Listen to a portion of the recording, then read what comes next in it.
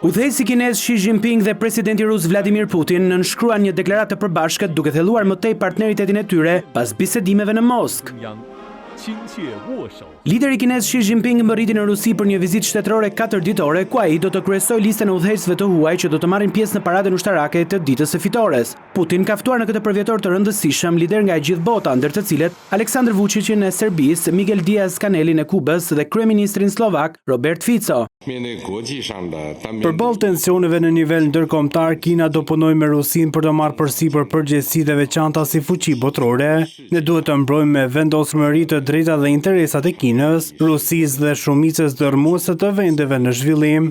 Putin foli për një plan të detajuar bashkëpunimi ekonomik deri në vitin 2030. Vëllazëria e kombeve tona e zhvilluar gjatë atyre viteve të vështira të luftës është një nga themelet e marrëdhënieve bashkëkohore ruso-kineze, të një partneriteti të jashtëzakonshëm dhe bashkëpunimi strategjik.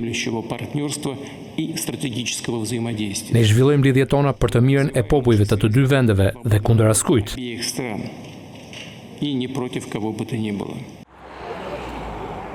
Ndërkaq, kjo e njëjtë nisi e qetë në qytetet e mëdha të Ukrainës. Në mesnat, hyri në fuqi armëpushimi një anshëm traditor i shpallur nga Moska.